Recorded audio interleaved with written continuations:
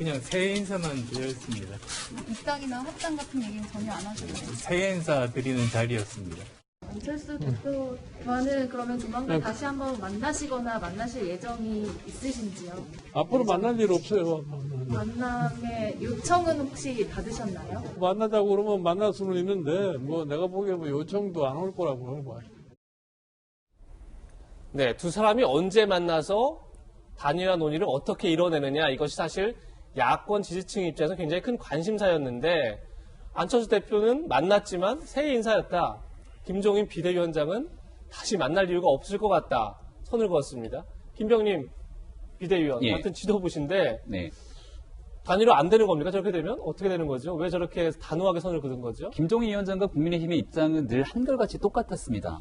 지금 현재 있는 상황에서 지금 국민의힘의 후보자 등록도 시작이 안 됐고요. 그리고 경선 절차도 아직 시작이 안 돼 있는 상황입니다.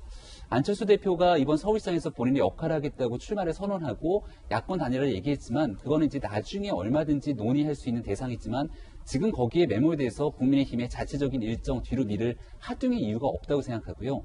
아마도 본격적으로 우리 당내에 있는 후보들이 출마를 선언하고 나서면 굉장히 많은 주목도를 바탕으로 지금 현재 기세가 조금씩 올라가고 있는 국민의힘 중심으로 아마 많은 여론들이 집중되지 않을까 생각이 됩니다.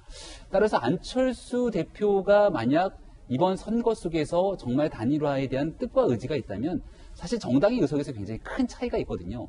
국민의힘에 얼마든지 입당을 통해서 같이 할 수 있는 길들도 열려져 있고 이 내용은 비단 안철수 대표뿐만이 아니라 밖에 있는 유력한 주요 많은 사람들에게도 국민의힘의 길은 언제든지 열려 있습니다. 다 같이 들어와서 국민의힘의 절차에 맞게 경선을 치르고 단독 후보로 우뚝 서게 되는 순간 아마 더불어민주당과 1대1 구도 속에서 선거는 아마 확연하게 이번 서울시장, 부산시장 보궐선거에서 승기를 잡을 거라 자신하고요.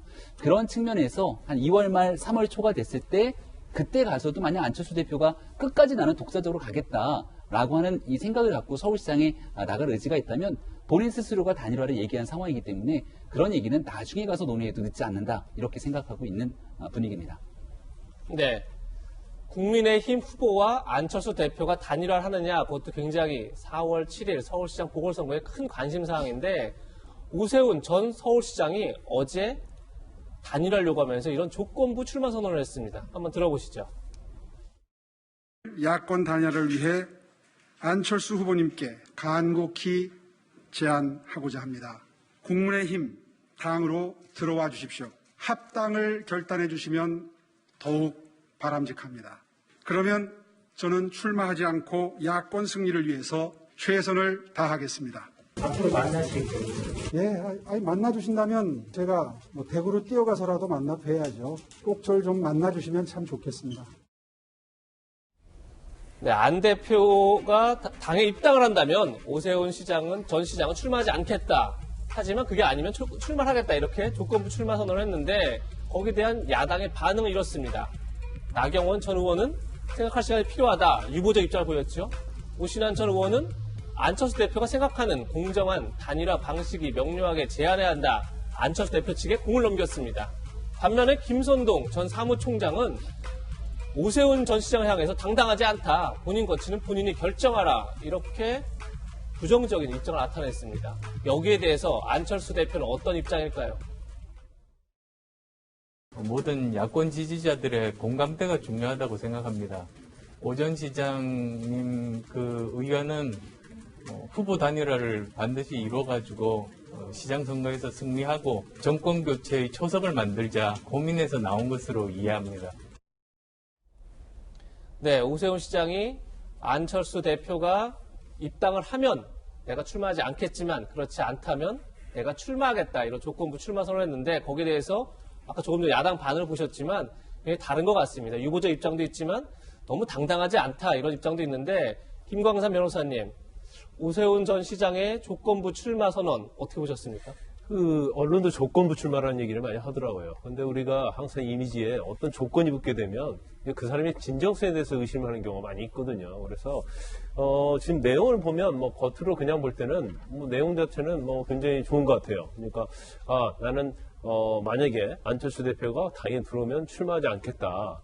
당에 들어오지 않으면 출마하겠다는 취지 아니에요. 그럼 이게 출마하겠다는 말인지 출마하지 않겠다는 말인지 그건 사실 듣는 사람 입장에서는 좀 헷갈리는 측면이 있고, 근데 이게 한 걸음 더 들어가서 이렇게 쭉 보면, 그 안철수 대표가 지금 국민의힘에 입당해가지고 경선할 가능성이 많지 않잖아요.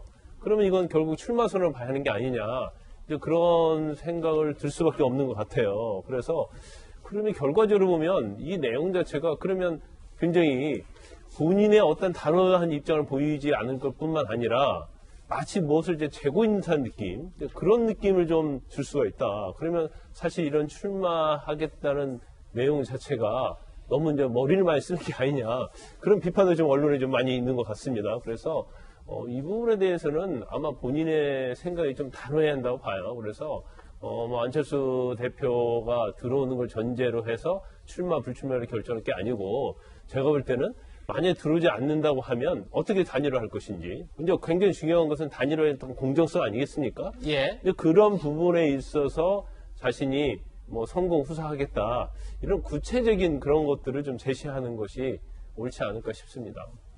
네. 안철수 대표는 여기에 대해서 국민 정권 교체 초석을 고민하는 것을 이해하겠다, 이렇게 약간 애매모호한 답을 했는데, 별로 윤태권 씨 별로 신경을 안 쓰는 듯한 뭐 그런 느낌이 들어요. 어떻게 보십니까?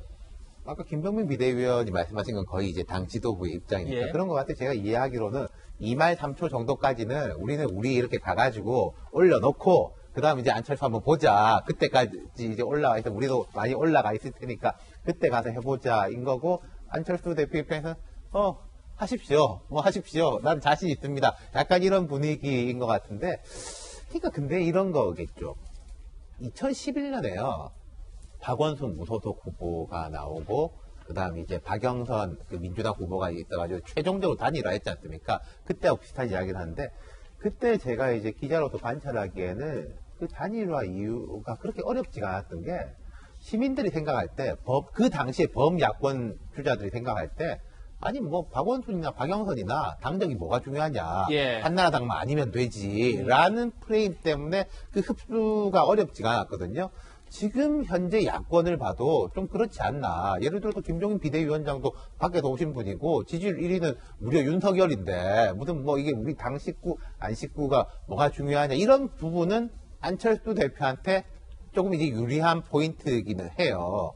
근데 이제 야당은 아까 말씀하신 대로 이게 힘이 있고, 또 안 대표의 과거의 정치사를 보면 조금 정강후약인 면이 항상 있었거든요. 예. 앞에는 기세가 세고 들어가면 좀 약해지고. 근데 안 대표는 지금 그 생각인 거죠. 이번은 내가 단일 후보니까 예. 본선에 가서 버티는 거는 국민의힘하고 하면은 여기가 다 나를 지지해 줄 테니까 후약은 다시는 없다라고 이렇게 자기 계산은 그런 건데, 그럼 이제 중간, 아까 김병민 비대위원이 말씀하시고 제가 지적했던 2말 3초의 예. 상황이 어떠할 건가, 그게 결정 짓지 않을까 싶습니다.